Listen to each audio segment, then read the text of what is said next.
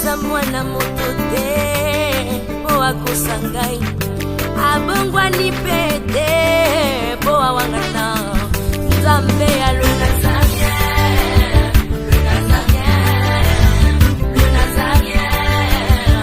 David Nozamba ayebana kitoko koma mokondima atako bapakolaki mafuta na mosakolima lelo yayo bolingo ebateli le Nazareth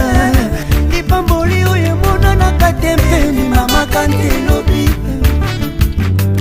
kolapie mapapu masopi mafuta tokokisitana elongo na nzambe oyo babenga na makomi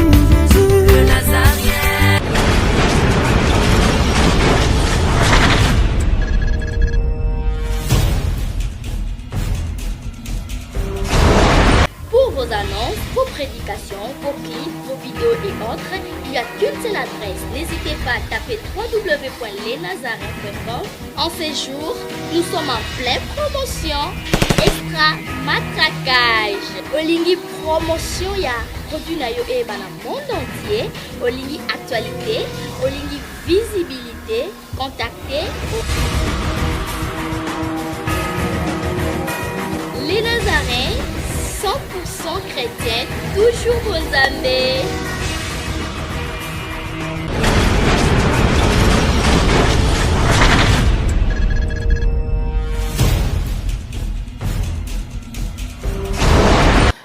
C'est avec plaisir que nous vous saluons en nom merveilleux de notre Maître Jésus-Christ, que la paix du Seigneur vous comble, comme on dit, shalom, bien-aimés dans le Seigneur. Nous sommes sur le www.lesnazariens.com. C'est votre site, c'est un site pour tous les chrétiens qui sont partout dans le monde entier. Croyez-moi, bel et bien, la princesse de l'Éternel, l'humble servante de Dieu, la présidente du Parlement céleste, la sœur Tiffany Mouka, qui est devant vous pour vous présenter cette émission avec notre invité spécial du jour, Borebe Kalamingite, parce que Azali Moto, Botunaki Tunaki un peu trop, mais rentrons rapidement à la régie et nous allons nous retrouver tout juste après. Merci.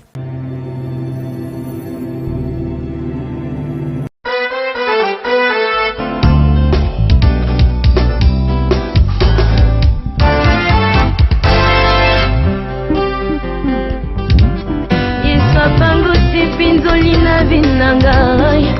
pia longoli bapota na motema elongia mawa ebongwani nesengo bato basusuki na ntina komi sedi mpona Yesu mpona Yesu Salomon l'homme sage avait déclaré ce qui est courbé ne peut se redresser.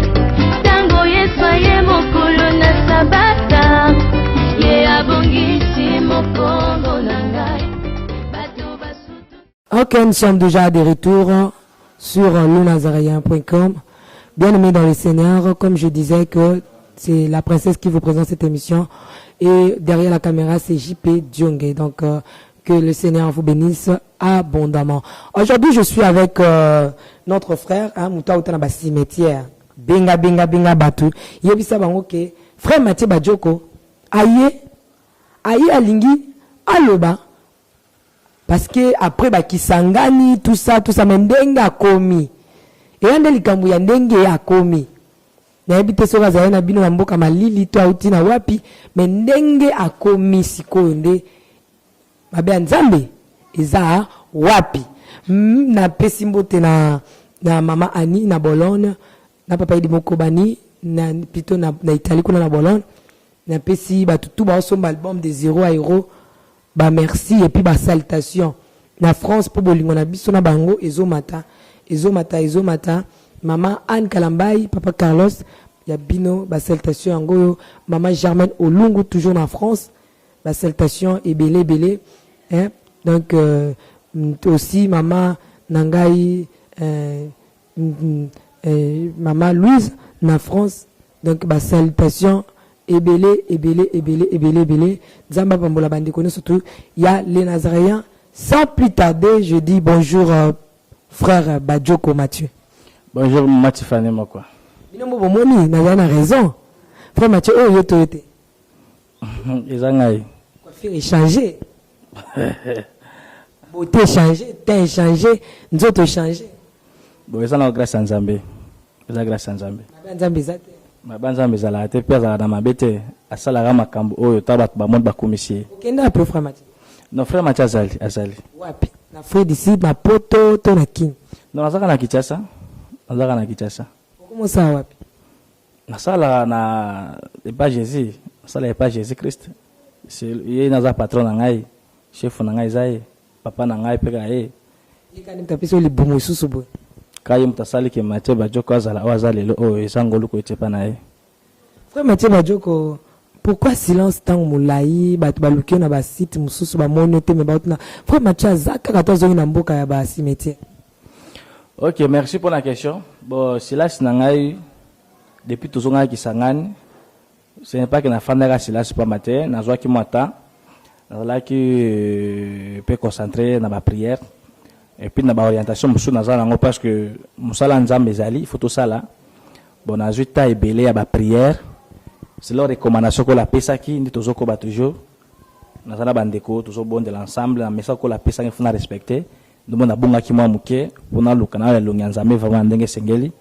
Après na kozonga siko lelo nzambe autorisé na zonga ngo na zongi. Batu bakaisa kyo ke la msusu okomo koleka na baba chaîne msusu to nini? Non, malgré la chaîne msusu nazali ezala kita muke na zwa ki ya ba prière. Merci beaucoup, c'est juste l'ambiance de l'émission Botuna Kinga. Frère Mathieu Bajoko yo nakati il y a les Nazaréens donc azanae mon les Nazaréens, il y a les Nazaréens, de quoi les Nazaréens. Yo kati na biso tobeta masolo parce que depuis Kisangani tobeti masolo te. Frère Mathieu Bajoko makolo mibale babaki ekota Kisangani te mais okota ki Kisangani. Et ça que ndenge nini? Pourquoi zonga na Kisangani? Bon, kokoma na Kisangani normalement ils allaient faire par rapport à un message que la pesaki qui n'a jamais qu'au déplacer mais qu'au kende bamboka msusu kosa elanzambe ça qui n'a comme na Kisangani il faut na comme na Kisangani avant la bande mission ou la pesa ngana sala de sanga il faut to kende Kisangani bon voyage Kisangani zala ki moi combati mais quand même nzambe ala ki sipina bolingo na ye ala ki sipe ke mission o mutapesaki suka to koma Kisangani bon kokoma na Kisangani pona ngai isala nga esengo bon isala nga pe moi pasi parce que kokoma na bisika sto lekaki oyo nga matina tika depuis bambula ebele depuis 2006 oyo événement na ngesalemaki tango nazalaki o bato bazoba muzala ya okufa depuis na tika ki mokili na bajina so kabali salaki pona ko sacrifier ngai ndenge na déplacer na kende na bisika oyo bato normal bakoma kate bezalaki mbala liboso kozonga lisusu na mokili kokoma Kisangani tala koma Kisangani sala nga sengo makasi et puis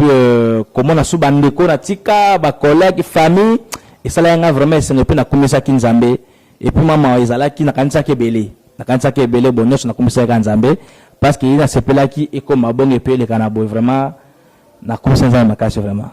Frère Mathieu tango kiti bazoya na yo omoni tata mwasi na yo obengi na kombo na yo je ne sais pas si bazongi ça sur image susu yo mto benga ki Frère Mathieu est-ce que nous allons ta famille Bajoko wana? Oui naza na famille Bajoko parce que ils a facilité maman Tiffany ça que beaucoup fait la ki mwana ngo bolela ki bolali na libanda et puis botie na cercueil bokiko kundaye donc il fallait faciliter que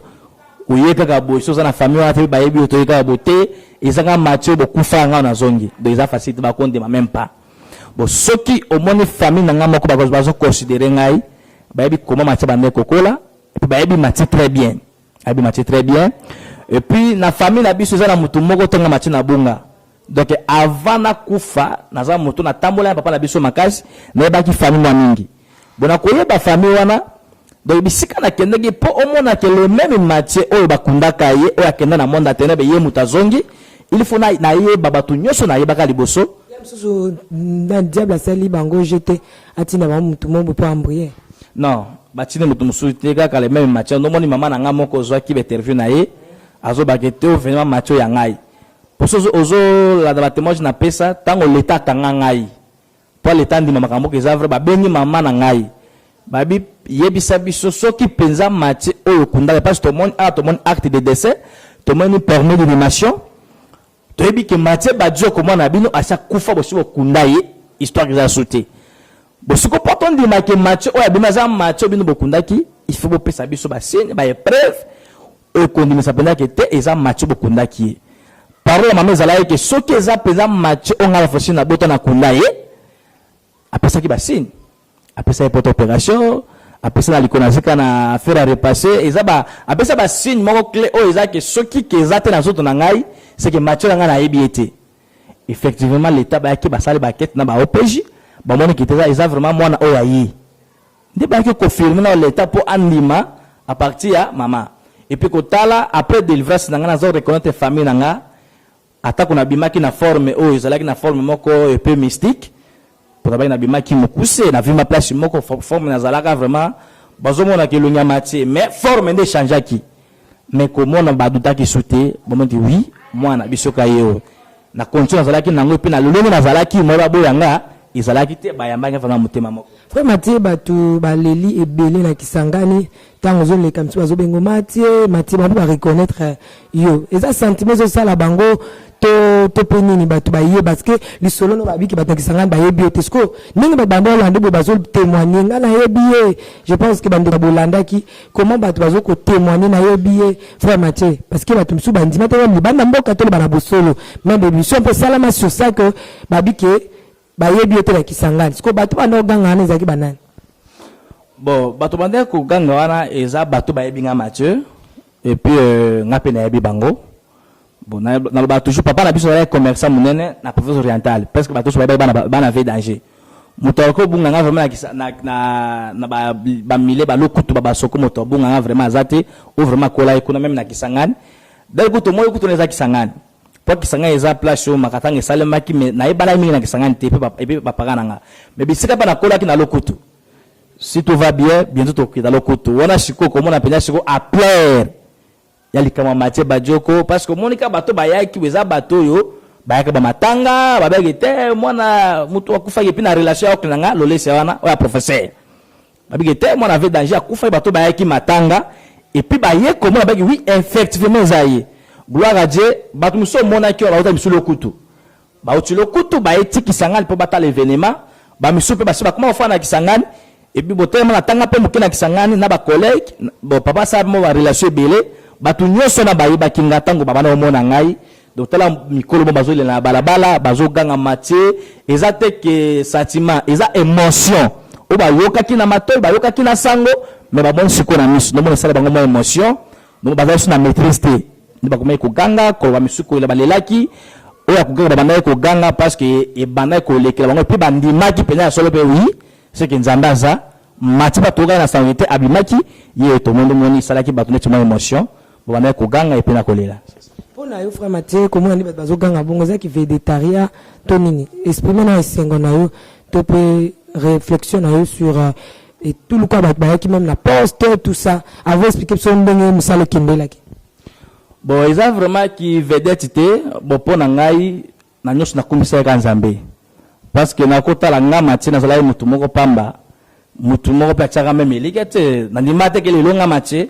bato ebele bon bato ya kotala nga boy soki ezalaka na nzela oyo Nzambe alekisa ye nga te donc mpo yanga nakumisa ye ka Nzambe donc namona vraiment bolingo ya Nzambe ndomoni esengo moni meme ata nazalaki na carnaval nalelaki mama miso banda kokita nga esala nga émotion et puis donc nayebi te bon Nzambe vraiment nga alobela nga nini nayebi okopa siko monene na Nzambe na vi na nga kokoma na nga Kisangani mpo meme na Kinshasa na travail na voyageaki na kele bamboka mosusu tout ça bona bana su emusu bana comprendre pena munene wana te ko koma na Kisangani ne vraiment ko mona pena munene na Nzambe na kati ya vinanga et puis nini o asali pona nga Nzambe bimisa na mboka ba weyo mona munene te bon na mona ka yango mais na vraiment ko mona ngo susu ya makasi koleka po moni awa na betaka ba emusu na betaka lisolo musu na témoigner ka bato wana on etika histoire neti lisolo normal tout ça mais na komi na bisika ba vivra ou ba mona vraiment venu mais puis ba yebi histoire wana vrai ndenge baza kolela tout ça nazoma vraiment que était confirmation vraiment ya makambo oyo o Nzamba lobaki donc yango vraiment naza komona parce que na mona bato baza kolela bato baza kuganga na esengo puis bato batiki misala et puis to na moya bato ba na ba poste ana eloko moko oyo abongisa ki pona nga donc et ce qu'on s'est réalisé na nyos na kumisa kinzambe eza ki vedette tena sala peu orgueil teme na kumisa ka nzambe. Merci Papa Mathieu. Yebisa sona no milu le kana ki boni kuna pe en tout okendaki na msala nzambe. Okendaki ka te pepe ce témoignage okendaki parce que ba to ba bongo metama ba to bazwa ba thème tout ça. Mais yebisa sona no musala le kana ki ndengeni. Bon pour na musala vraiment na commission nzambe parce que ceux qui nzambe te tunga tolonga musala wana te. Parce que yebi kisangani eza milemo kindokeza ebele kindokeza vraiment makasi. Bon, gloire à Dieu, to komaki malamu, bayambaki biso pe malamu, to bandi pe musala bien, et puis to continue ki vraiment ça to sala ki, to mona vraiment fruit nango, parce que bate pele, til lelo batika na kobanga nzambe. Batika vraiment na kobanga nzambe, parce que ça na batu misusu, tina lo bakale, même si na monde, batu misusu ba mona ka kete diable azalaka te, ba misusu pe ba mona ka ete bo nzamba azalaka te, pona ça zo ba témoignage. Moutazo babi était ndimi pa kete nzamba zalaka à cause de témoignage no ka musika bi donc ça là batu musupa mona bien là no la muki et ça la mutu mo sala mokilité ou be soki ndende amona ne ka vivre na normal mais à cause ya miracle nzamba sa ne pe na milulu wana batu belé bazwa ki somo nzambe et puis batu belé ba kondima kete diable azalaka il faut baba nzambe pour na okima mwango ya nani ya diable musa il qui vraiment très bien. Bimbo bozona ba image to bandangi musala de boso na poste mokolomoko et puis toujours sous 8 jours na kati église ya mbaki biso na commune na Chopo tango to bimi na commune na Chopo to kende sous na mangobo bisika oyo balelaki ngai bisika pe cimetière ezaka na commune na mangobo bisika to kendeki bomona ki événement tout ça pendant 5 jours donc chaque jour batronde koya ko kumisa nzambe pe ko tombola nzambe et puis ko lakisa penda diable et puis s'attaquer aza makasi te bisika makasi ne suke sika nzambe bandi. Mais Papa Mathieu kolanda pena ke makambali wana na ningo zonga na mona pesi bokabwa na famille c'est un constant na ndenge na salaki pour na zaka ba image. Bon, loko nzamba sali ko mo ko kabwa te pourquoi résurrection te mais ko zonga na yo na bomoi e kaboli libota. Bon, na koloba vraiment ko kabola penza libota penza comme tel te eza ba réalité mususu o bango ba yebaki tango macha kufaki ba réalité mususu o bango na ko lobaki te eza bo mais ba iso ko za sikoko version ya malamu tango macha ba joka zongi ozomona bo ba mususu eza passe parce que moi na kati ya liwa na ngai ba bitumbe bimaki bato ba bundaki kutu ko swana isalaki séparation makasi entre côté ya papa na côté ya mama pour abeta même lisolo tango koko nange bimaka na hôpital babanda ko wela koko nanga banani bakokunda mais gloire à Dieu ko zonga na ngai et ko sala ke même ngamota na komi je crois que bomoko ezongi ko kabwana ezate bomoko ezongi ko koma nanga pe depuis nga na kufa bisika na kenda na monde à ténèbres famille na ko tapa ko tama mama na yokana te mais arrivé na ngai na Kisangani bakomi siko mutu moko bakomi me ko solola bakomi me ko bengana balema na sambo bamema na sambo donc bomoko ezongi même famille na côté ya papa mabimake belé ndoke tous mabelé famille biso ko kota papa ezalaki moto na vie na ye mais ko koma na ngesali kena pe ko sangisa famille et puis to yebani kete o azaki ngani o azaki ngani donc respect zongi et puis bomoko pe zona kata famille na biso vraiment donc loka liboso puis famille na ngani te ba responsable ba komisi nzambe donc arrivé na ngai eza vraiment délivrance pour la famille parce que famille eza na kibo ko kabazala makasi bomoko eza sito mutu na mutu akomaki na vie na ye donc akoma na vie na ye mais na nzila na ngai ta na komi Kisangani nzama sala ki grâce que famille zona na bomoko tozongi vraiment ensemble petit le to sola biso 5 et puis maman c'est comme que normal. Merci frère Mathieu. En résumé il y a témoignage na yo topé en résumé à makambo surtout message ni particulier oyo memela ki bana Kisangani po o perception de Jésus abiso mais il faut un message moko clé oyo ko la pesa ko memela ba Kisangani ezaki ni. Bon message oyo kolo apesa nga vraiment message clé eza message à repentance. Eza message à repentance parce que moni lelo oyo donc eloko le ko banga nzambe zate eloko le ko banga nzambe zate donc na nzela ya ko banga nzambe et que ça là que nzambe pe ko s'occuper no aiba ko protéger butu lokola moi deva ba danger no siki okomela yo parce que ngame matche soki na banda ko banga nzambe tala banda ko kola e musube kabali sanga alonga ngate alinga alonga ngate mais nazalaki mutu moko oyo de manière que se kofe mingi na makambo ya mokili bonake na zimbongo likolo ya $5 ya pamba oyo ki ekotisi nga même mabele donc likolo ya $5 parce que $5 wana nayebi te mpo nazanga yango mpe nazanga mpo na kati ya poche koluka même $5 mais ta bisika na ememaki ngai mpo na kozanga bonzambe na kati na ngai soki nazalaki na kibonzambe nazotoma na kobanga nzambe donc nzambe alingaki aprotéger ngai eloko alingai ekoma te donc bref message na ngai eza vraiment message ya repentance motu nyonso oyo aya na mokili fa reconnaître ke moto asala eza nzambe soki toza kovivre eza nzambe tozolala tozolamuka eza grâce ya nani ya nzambe donc na vie na yo mbola na kobanga nzambe mpo nzambe basa nini abatela yo c'est ça message clé na ngai vraiment eza message ya repentance. Mais frère Mathieu, kombo ya kabalisi na mnakone elongwa mkoni. Bon, kabalisi kolonga tu. Na ebandeli mission otenka kombo ka yaye. Onje leki kombo ba kombo nso yebi na mukile. Ekolonga mkoni na mnano. Bon, kombo kabalisi na munoko nga ti mukula bonga na mutema. Soka bongo li mutema alani nzela Yesu ndinga alandi no sala Yesu. Wana vraiment kolonga na munoko na ngai. Par exemple message parce que yo talaka ke tokomikisa ngai mutu akimi na ye. Akina ye yabe kende ba déplacement na ye. Te akima ki parce que ta biso ba fiche ekene kisangani azala na kisangani le tango apesika ka date donc bis tozo koma yepe ko kene Bukavu donc ti lelo même akoma même kisangani te pour abi la siwe kazana ndo ki po banda ko loke depuis kala de soit komi kisangani pela minute on a le yenga tuka MC ko zale moi mabe ne message nanga ezala pena mingi so na tanga komone mingi po MC soye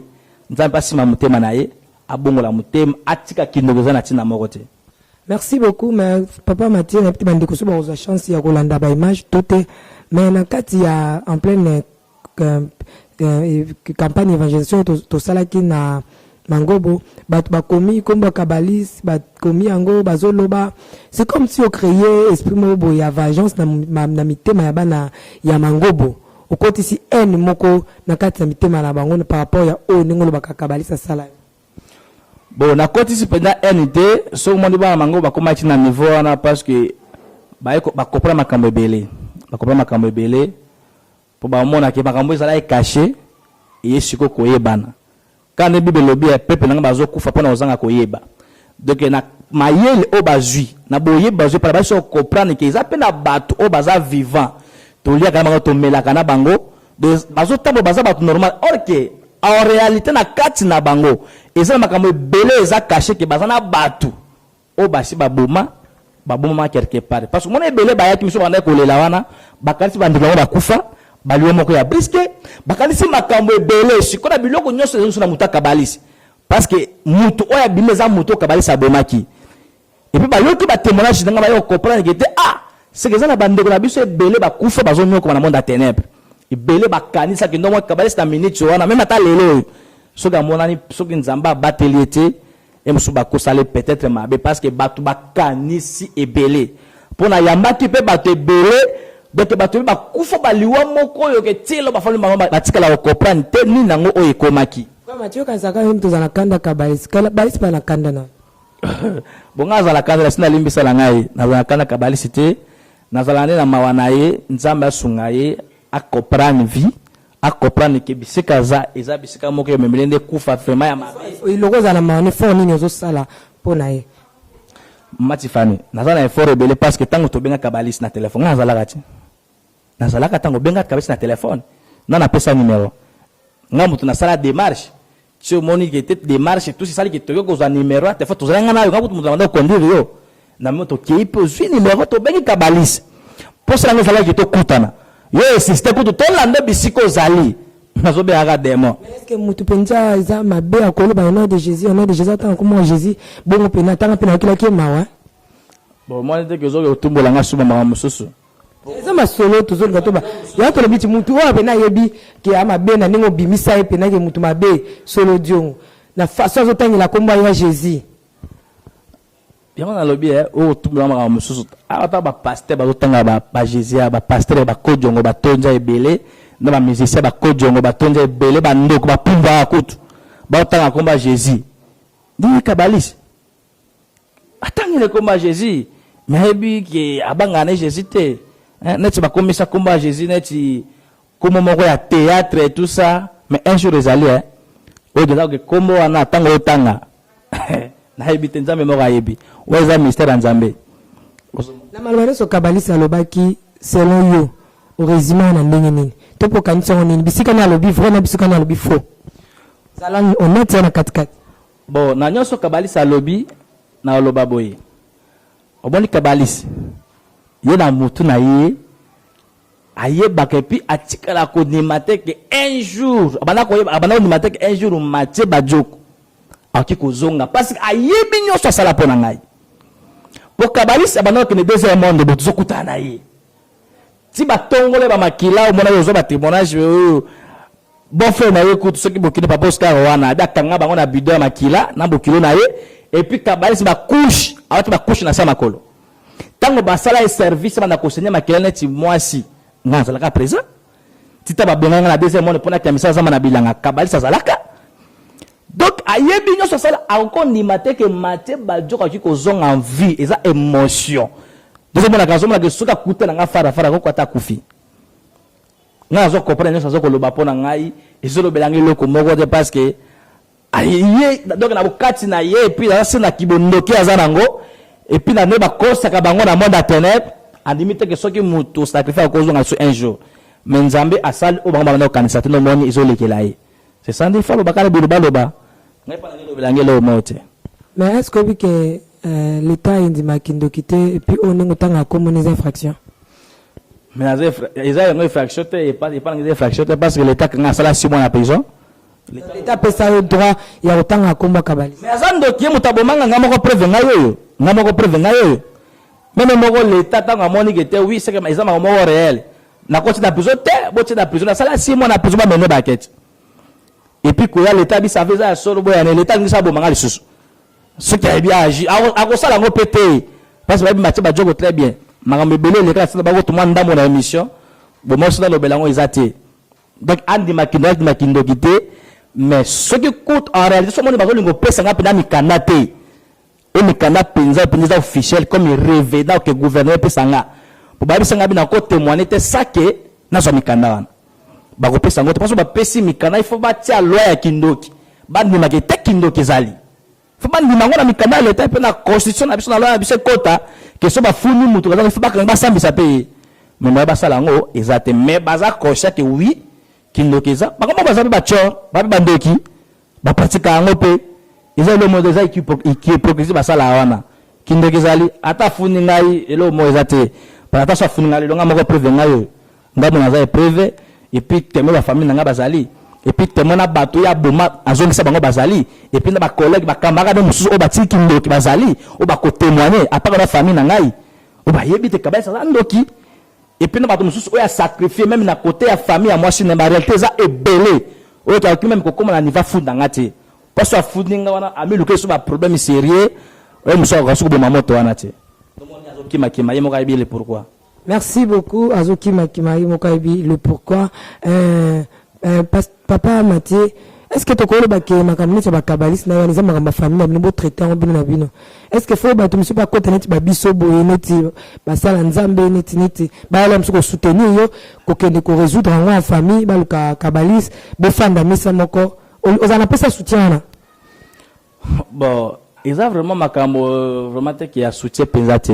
donc ils ont le ko moko kana lobi bo ma famille bo ta nzamba c'est sur ma famille te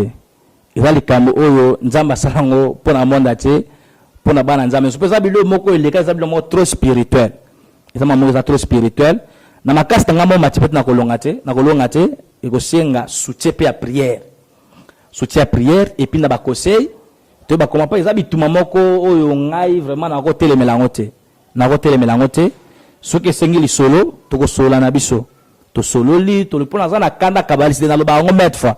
na sina limbisa na ngai depuis kala ngana luka kutu un jour soki azu courage to fanda to kosolo na biso très bien soka ndime le Yesu Kristo kolombix na vie na ye e ko za sengo makasi pona ngai et puis e ko édifier ba tebele ba misu ba tika na misala molili ba ko luka penjela nzambe comme na kabalisi ko bongo na motema frère Mathieu Bosso Bougoume frère Mathieu na cimetière o ma monsieur Tamboli ceux qui ont occasion Rolanda on est monter gloire à Dieu ceux qui ont occasion Dieu merci frère Mathieu zonga mukolo wana na cimetière et puis bosso ya bourgmestre bon na zongi mukolo wana vraiment bon au moins maman monsieur tambola ngai pour na vraiment comment na bisike venir mais ça na butu bisike ba bimisanga bisike ba betanga bambata kanga muno tout na iso comment na iso na moi physique et puis après ba moule belé bon no moni kutu na ko loba mingi te et sala ngai moi passe mo boye et puis na esengo bon na kumisa pe nzambe ya trop na bia atuka nzambe za bien nzambe vraiment za bien azo singa susu bisika ona moi après to bozonga na biso bon na nyoso wana pona ngai na mona ka munena nzambe c'est tout na nyoso ile kana pona ngai puis na bisika wana na cimetière na yo papa Mathiata ko l'état congolais au persona no minité au pensaka nini pona cimetière na yo to komi ko atterrir masolo zana ne belé bon na cimetière na nganga depuis kana sanga déjà faut longola bon l'état linga te ko sombe sika na te frère Mathieu o sombe un peu metikali monument na yo mausolée na yo ata santa nini ba ke ba kundaka yo wana bon ko somba yo moko to papa mbola ga te frère Mathieu ta kana ngolati o ko sombe sika na pe na ba self na mausolée frère Mathieu ba joko yo mo o se forcer bon yo mo o ga ishi wana go to chef du quartier à cimetière à Segama abisa bourgmestre bi place yo itika ga frère Mathieu hein bo kabeleka bisika tout ça bona boy bon iza eloko moko pona ngai bon na ebitende nzama ko orienter makambango nda ko orienter makambango so ka ko permettre que eloko mo sama pona ngai frère cimetière elonga pour jamais nga cause à l'envie idoko iza suku neza suku na ko filelo na ko na des cimetières toke ba kisoka kuna te on est ici basouté. Merci beaucoup, c'est juste l'ambiance de l'émission mais nous sommes déjà à la fin de cette émission. Nous avons juste une question moi qu'on a une à frère Mathieu ozongi kin là ozongi kin tu mena liboso bateau yo baboya yo ba sala ba spot publicitaire pour que ba tellement la témoignage ba bimisanga ina yo mtalokuta message à bolingo nini kokelo ba na bango depuis que na linga bango mingi baza bandeko na ngai et puis baza ekela manzambe na ko ina bango te bo iza diable de mutabanda ko utiliser bango pour na luka kolimisa témoignage oyo mais tellement za témoignage nzamba sala ngo pona lokumu na ye mo bali misango ezala ite na nyoso basala ki baloba ko bakai koloba pona ngai na banda okipe bango te mais suka tokuma kisangani baba macha kuma kisangani te eza aza aventure na kuma kisangani et puis l'état et pesi biso espace na poste pas poste eza ya l'état mu te pesa biso place wana to travailler to kei to ju bourgmestre to kiti na cimetière ba mikana misusu kutu oyo bana mona na te ba compléter biso à partir ya kisangani ni to biso kozonga bo pona ngai na linga bango toujours mingi donc eza ignorance hein mano sala bango bongo et puis effacer témoignage oyo mais na linga bango toujours mingi donc na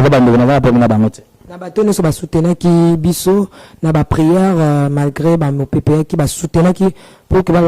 ba confirmer eza sola ta ko ba mona ki na départ na yo na kisangante pour bobi et senga na moto andima ta monité bateau ba ndima ka biso to ba ndima ki témoignage na yo sans que ba mona na kisangane o le bel bango kola pa mola bango parce que nzamba salango pona lokumu na ngata sa pona lokumu na yi ozomona parce que tant que ozomona témoignage et puis andimi ilingolo bakete nzambe na biso aza limité te nzamba sala ka nyos et pas nyos ça possible doit sepela ki asala miracle pour ngai et salemi po ba o miso batika take bana nzambe ba bakete nzamba azali et pe na problème ozala comme difficulté donc naloba osukate obeta pe libakuti o limité pe nzambe tena promoza nango soki nzambe ausala batu bakufa bakenda bazongi en vie siko problème nanga pourquoi pas nzambe asala nga miracle ba projet d'avenir à frère Mathieu ezanini peut-être to na témoignage sili est-ce qu'il faut continuer témoignage na yo to loko utiki sanga no zongi témoignage sili bon na ko tiko témoigner témoignage go sila te parce que témoignage to salango pona lokoma nzambe pona ko édifier peuple de Dieu témoignage qui jamais ko sila ba témoignage to ko témoigner toujours c'est le programme oyo toza nango. Merci bambo TP ba numéro na yo na batno soto baza pour ça na yo et puis ba salutation. Ok, na pesi ba nzambe nyonso mbote ba oyo ba soutenir frère Mathieu même dans la prière ou ba sunga même dans la conseil et la même ko sunga pour na mais côté finance tout ça ko la pambola bino. Bon numéro de téléphone ngai eza 081 58 56 73 et puis ba ko tia yango wana na pesi mbote pa mama Louise na France ko la pambola mama ngai ba mbote belé na pesi ma sœur maman Mano Kiafu.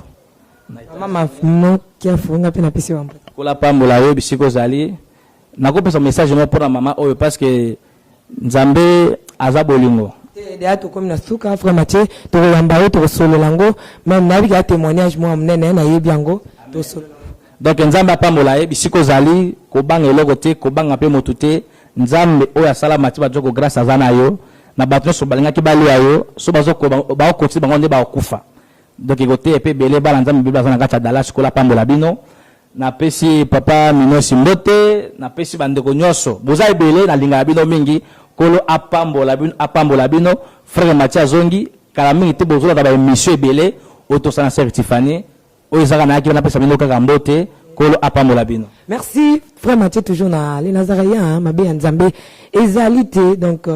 bo talaka ninga munene donc nzamba les Nazaréens a malamu donc mabe nzambe ezalité donc na pesi bino so mbote boza tellement belé tika bozora ba mbote pe bato bazana ngai a na plateau na moni ma sœur Gina na moni Audrey Makela na moni bienvenue donc ba salutation belé hein bande connaît surtout ya les Nazaréens ba salutation belé frère Mathieu Akimi albi chaleur donc chaleur makambo a uti koloba awa pourquoi pas aussi na oyanga ndeko Benedict batoka nzambe apambola bino nyonso surtout na bande te tokutani na mikolo ezali koya ciao.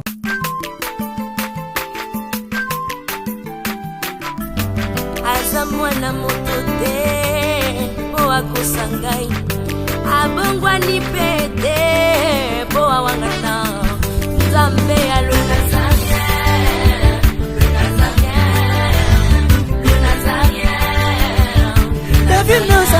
ayebana kitoko koma mokondima atako bapakolaki mafuta na mosakolima lelo yayo bolingo ebateli le Nazareth lipamboli oyo emonanaka te mpeni mama kantela